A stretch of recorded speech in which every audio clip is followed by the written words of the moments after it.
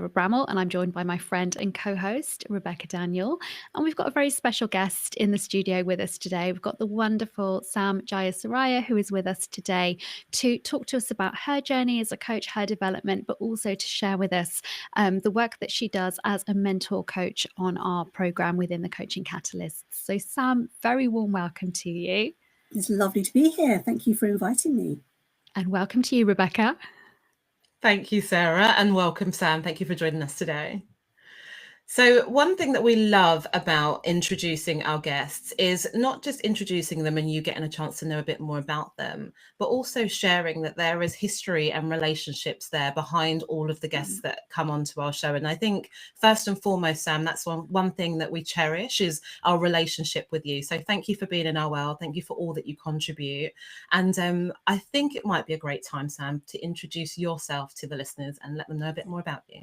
Well, just say vice versa in terms of the community piece, because I absolutely love having you two in my community and sort of seeing you pop up on your posts, etc., and the work that you're doing kind of fuels me and my work as a coach and a coach mentor, coach trainer too. So, you know, it works both ways.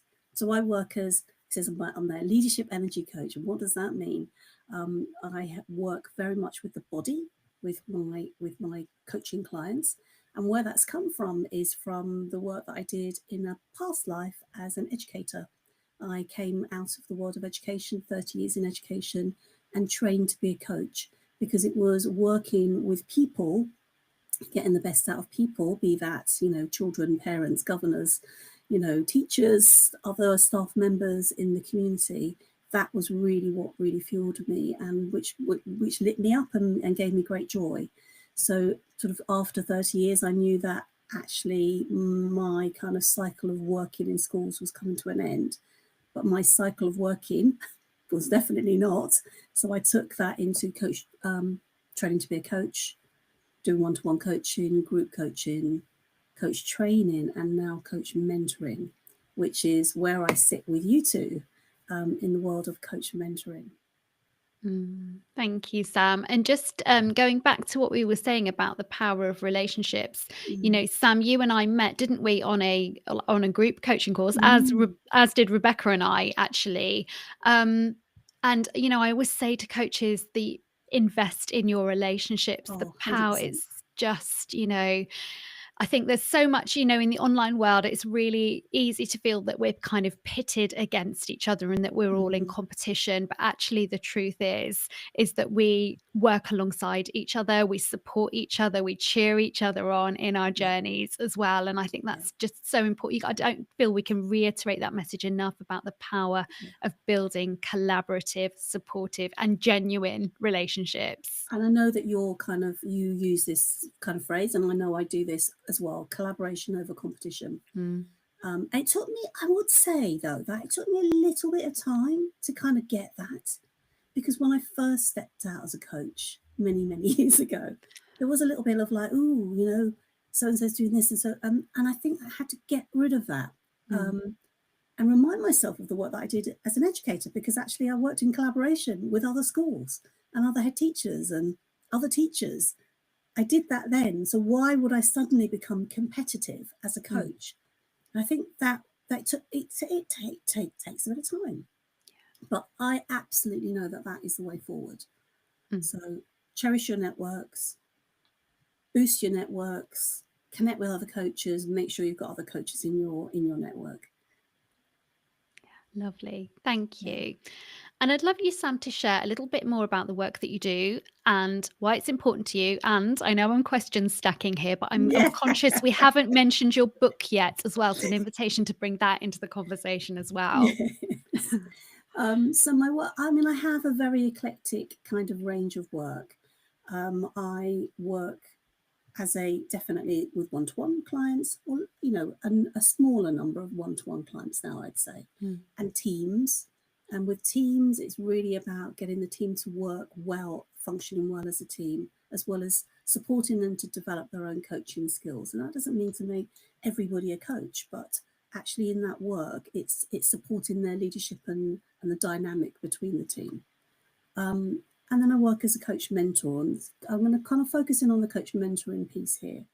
And the coach mentoring piece is really important. Sorry, I use that word too many times.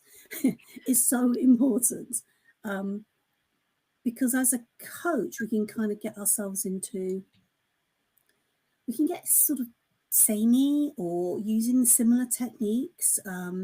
We can start to treat each client almost like the previous one and the one before and the one before that, and stop seeing them as individuals, and forget about really being in that coaching process of being with that person, and using the coaching techniques that we learnt in our training, wherever that might have been, and developing them, and kind of and utilizing what the client is bringing into the session as well. So we're kind of almost, is like an attuning that happens with the client.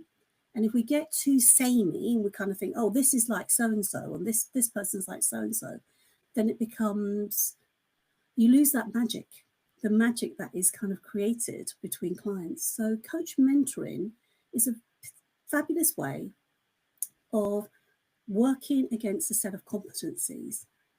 The competencies I work against are the ICF core competencies. And I absolutely think that these are so useful. I mean, they're kind of like part and parcel of my sort of internal mechanism now, to check in. It's like a checking in. How are we going here, Sam? Just a sort of like slight little, are you talking too much? Are you really listening to what this client is saying? What is it that's underneath the words? Am I really in that listening mode? And those kind of, that list can kind of just come in and support me through the work that I'm doing with my clients. Is that making sense? I don't know whether I'm just rambling here, but that cultivating trust and safety, competency 4.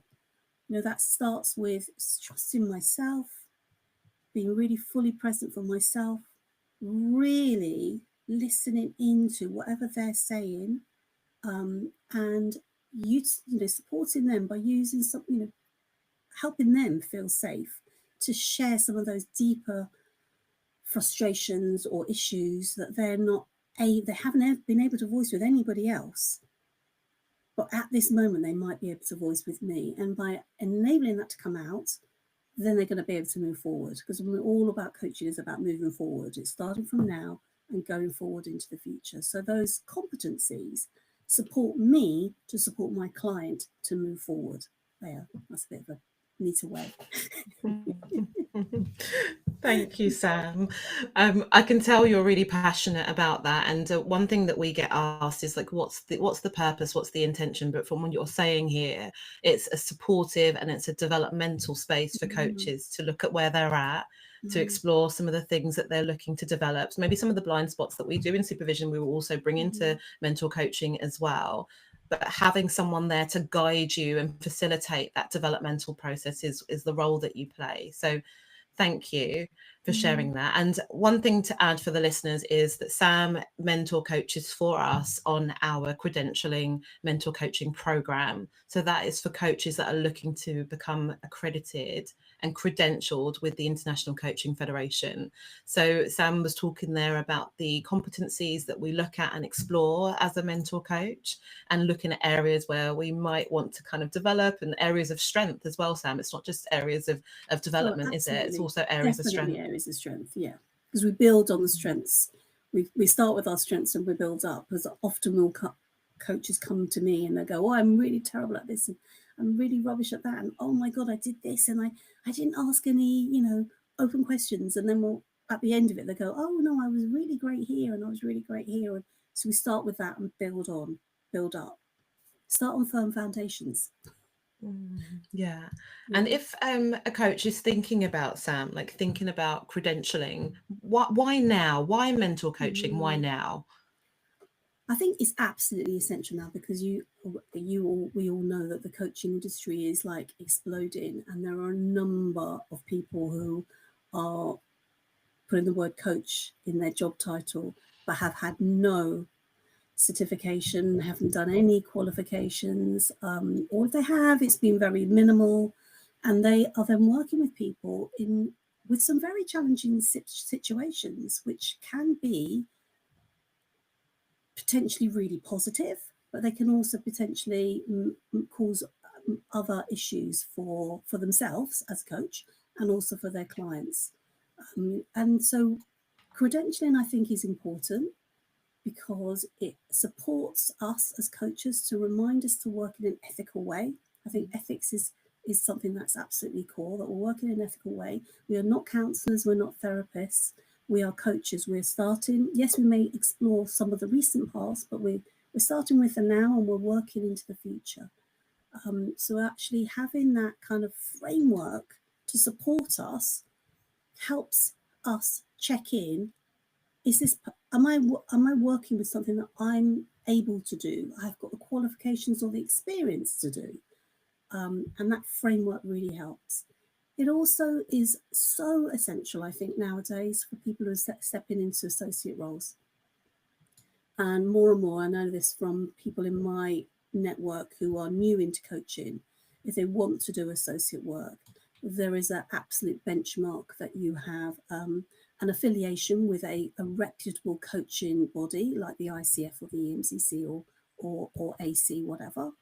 And then there's some kind of accreditation, whether you're working through their practitioner pathway or your ACC or PCC pathway for the ICF. So am I making sense to you, ladies? Yeah. So I think it's absolutely essential that you know, if you want to elevate your work in the coaching world, start to sort of think of the investment in long term, because the opportunities that will be opened, you know, then will open up for you will be vast and really interesting as well. You know, there's a sort of interesting world out there once you are able to sort of get, you know, into some of those organizations, whether that's in the corporate world or the public sector world or maybe in the sustainability sector. Yeah, thank you for sharing that. And I agree with you. I do think it is increasingly becoming a necessity. And I think it's worth sort of highlighting that those sort of commercial reasons for doing this, obviously, you know, the three of us in the room and those of you listening, we're motivated by learning and development, by being the best that we can be, by practicing safely and ethically. But there is also that commercial sort of reason for doing so as well.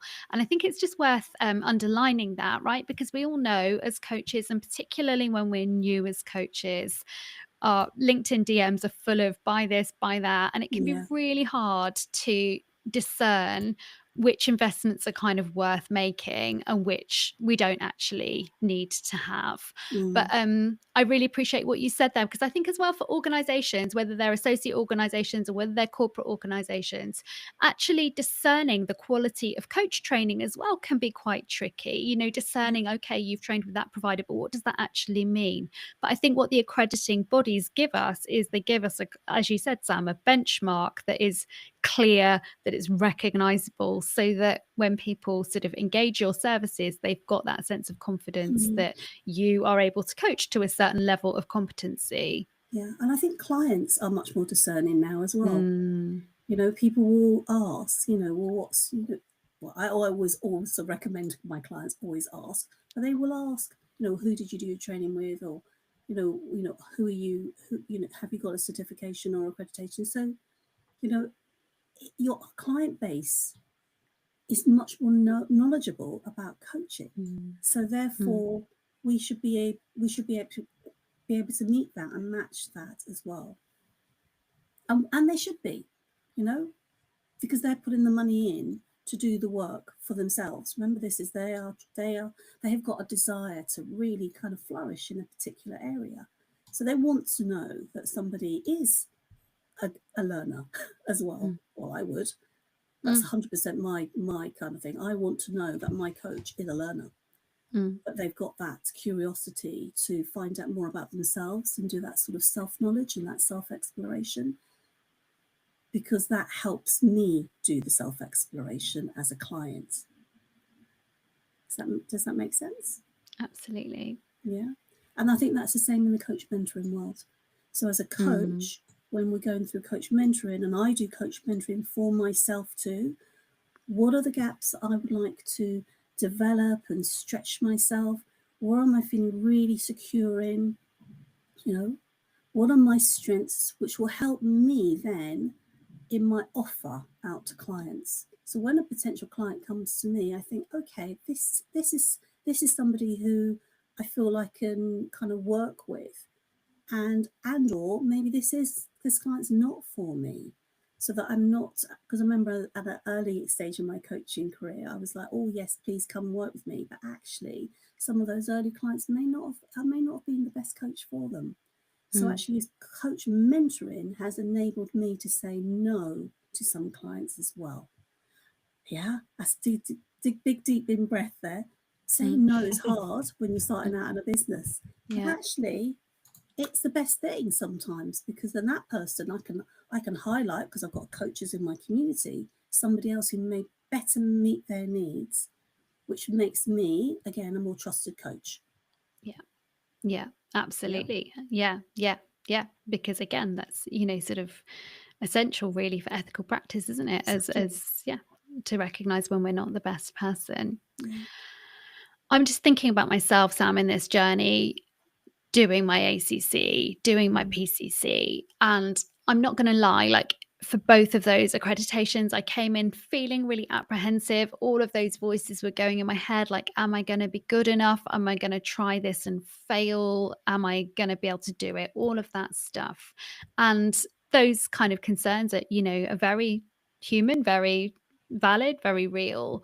But actually, I really appreciate today how you've really emphasized this strengths-based approach today, because that was certainly my experience from doing the accreditations, from mentor coaching, is that it really helped me to identify my strengths as a coach, which were in my blind spot, many of them. And as a result, then built my confidence. So although it can feel like a daunting learning journey coming into this, particularly maybe if you've qualified a while ago and now you're thinking about it, it can be really hard to go back to, okay, I'm going to look at the competencies and be prepared to be observed. But for me, it's really, really boosted my confidence. So yeah, I appreciate you sort of highlighting the strengths-based approach there. I think that's really important. Definitely. And I didn't I didn't do my ACC or PCC till, I think it was about 2019. So I actually trained to be a coach in 2015. Right. So I accrued quite a lot of hours before that. I was still affiliated with another body. It was the EMCC that I was affiliated with. But I didn't go through any of their pathways for accreditation. And I decided to go with the ICF. This is a personal preference. Everybody will have their own preference, which body they'll go with. But for me, I decided to go with the ICF at that point. And yes, I had all of that same feelings that you had. Absolutely. Like, I had to coach in front of other people, and what might they think, and da-da-da-da-da. And then I did this again last year with another coach mentor, in preparation for really sort of like up leveling my coach mentoring skills. And I did it again in 2024, and I had the same kind of things. Oh my gosh, what will people think? Da da da da da. And it's fine, because actually in the end we also have a lot of fun. We have a lot of fun, and then it's a reminder to go in with beginner's mindset. Beginner's mindset is actually something I think as coaches we need to kind of hold on to. Beginner's mindset, what do I need to be doing? I need to be with my client. What do I need to be doing? I need to be really listening actively. What do I need to be doing? I need to be thinking about what they're saying and asking questions that will support them to go further. So it's like going back and just going to the basics is really helpful. Thank you, helpful, Sam. Ladies? Really, really is helpful. There's something that I took away earlier when you were talking around the benefits of mentor coaching, and the word safety came into mind when you were speaking around not only safeguarding yourself as a coach, because that whole process is developmental and it helps you to kind of explore some of the areas of strength and areas for development, but it also helps you to know that you're practicing safely. But in turn, it allows your client, the coachee, to know as well that they are in safe hands. And I do that. Exactly. Yeah, I say that word with many, many caveats, but they're in safe hands, knowing that someone else has gone through that developmental process to give them the best. So already I'm taking that away. So I think they're my 2 words already to sum up the conversation, but we're not there yet. So thank you, Sam, for sharing that. And Sarah, thank you for sharing your journey as well through that credentialing process, because I know that for some people, it takes bravery to be kind of, I guess, vulnerable to being exposed to some of the areas for development, and also to be showcasing your coaching skills in front of other people as well. So let's go to that, Sam. We love having you as part of our program, but I guess the way that we've structured the program is a combination of one-to-one and group. And so what's the difference between them? You know, everyone can hear from Sarah and Rebecca, but what do you find is the difference in terms of both processes? So one-to-ones, there's more, there's time to really kind of dig deep into one competency for the other person, the person who's been mentored, to come with a kind of a few things that they want to kind of highlight and target. When they bring their recording, they can stop. They can stop and start and say, I did this and I shouldn't have done that, and this is what, and they just express that and then talk about another way that they might have supported their client through that particular bit. So there's space in between in that when we're looking through the recordings. With a group, it's all around, again, setting the boundaries. This is what we are doing here. We are looking at the coach competencies. We're not the client. If the client is, we're doing a live coaching session on the group, the client's really not the issue. We're looking at the coach and how is the coach working? How can we support the coach here as the observers who may then support and add, what went well and or even better if suggestion at the end. So in terms of the time, we would be maybe doing, if it's like an hour and a half coach mentoring group session, we would probably have 2 people coaching over that time, 20 minutes with some feedback, and then we switch over so that everybody in the group gets the feedback. Even if you are not coaching or being coached, you're getting the feedback as a coach. Does that make sense? Yeah, it so does. If everybody's giving feedback, or a few people are giving feedback to the coach, that is feedback for all. Yes. And that is so amazing. You go away with a basket full of ideas that you can then cherry pick and add into your next session with a client. And so you have a resource bank. In each session, there's a personal resource bank and a group resource bank that you'll take away. Thanks, Sam. And I think it's really key to add here that each mentor coach, like each coach supervisor, has their own unique style and approach to facilitating. And so the reason why I asked you to share that is because it's really important to think about what you need as a mentee in that process, in that developmental process. And I know that Sarah and we had to do demos in our ILM level 7 the other week, or me most recently this week, Sarah last week. And I can't remember the last time I went through that process, maybe during my credentialing journey, but how important it was to get that feedback. But I still do value and love that personalization, working with someone one-to-one, like really focused on me. But I also love sharing the space too with other mentees, other coaches in the room to learn from them as well. So thank you for sharing your approach to mentor coaching. I think that really helps for people to kind of get an idea on how it works. Yeah. And it's, again, I would always go to cultivating trust and safety is like a big one, particularly with the group. So really, how do we do this? How do we want to work together? Let's set a few little, I would set some, core ground rules so that people feel safe when they're working in that way. Yeah. Beginner's mindset. It's a fun thing. It is a fun thing. Yeah, Sam, thank you so much.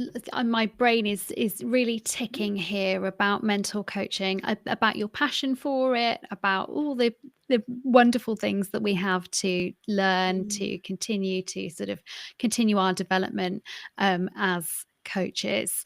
So if people want to connect with you after this, what would be the best way for them to do that? Well, you can find me on LinkedIn. I'm quite present on LinkedIn. Yeah. You could find me on Instagram as well. I would say less so there, but I'm more so in a creative aspect on Instagram. And you can also find me through my book. I'm gonna, if that's okay, can I hold up? Please, yeah, do hold your lovely book up. You can find me through my book, The Change Flywheel. And The Change Flywheel is my own coaching model, which I've put through and written about. Actually, I now know is a way of living your life. So it's a bit like Ikigai. So The Change Flywheel is that. And it's very much targeted, the book, at people helping professionals, people who put others first and themselves last. And as a people helping professional, I know the downsides of that. So it's a way to support you. So it's like a self-coaching book that you could use to support you in your journey, in your work with others. So thank you, Sam. And if you are not watching the video version of this, it's a very beautifully bright cover, Sam, which definitely sums up your style, your approach. Every time I see like an orangey or a yellow, Sam, it instantly makes me think of you. So thank you for sharing that. So as we begin to wrap up this episode today, one of our traditions here at the Coaching Catalyst podcast is to use 2 words to sum up our conversation today. Now, normally I cheat, Sam, and I go over to you, Sarah, but I've got my 2 words first. So I will go to Sarah and then come over to you, Sam, for your 2 words to sum up. So at the very beginning, we spoke about the importance of connection, and I think that's the word that I'm going to go for. I know we're talking about mentor coaching and all the things today, but connection first and foremost. And I think that also leads into the connection with ourselves, with our mentor coaches, with our supervisors, with our peers. So that whole rounded aspect of connection. And the second one I'm going to go for is the safety. I think that's really, really important. And we know that we're working with someone who's competent, who's skilled, but who's also developing their craft, not just for themselves, but for the coaches too. So I'm going to go for connection and safety. Over to you, Sarah. Thanks, Rebecca. My 2 words today is beginner's mind. That's really resonated with me today, Sam. Thank you. Because I think no matter how much experience we gain as coaches, no matter how much we learn, actually having that approach of a beginner's mind really holds us in good stead to go, what can I unlearn? What habits might have I slipped into? What might I have forgotten about coaching that I used to know and that I'm no longer doing? So coming with that attitude of a beginner's mind, that attitude of curiosity, setting our ego aside, all of that, I think that's so valuable to remember.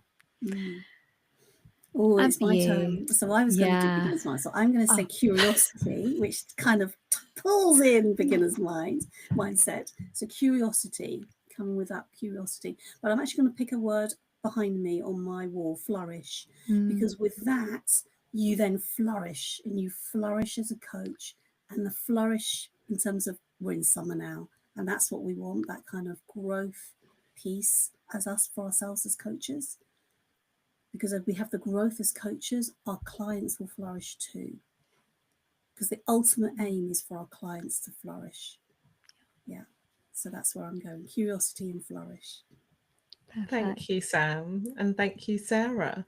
So if you've listened to this episode today and anything has resonated with you, please do feel free to get in contact with Sam over on LinkedIn. If you want to talk to Sarah and myself, then all of our details are in the show notes. And just to add that we run a mentor coaching program annually for coaches that are interested in credentialing with the International Coaching Federation. So if you are interested in that, the link is also in the show notes, and we look forward to welcoming you to one of our cohorts. Thank you very much. Oh, thanks for listening, and thank you again, Sam. Thank you. Bye-bye.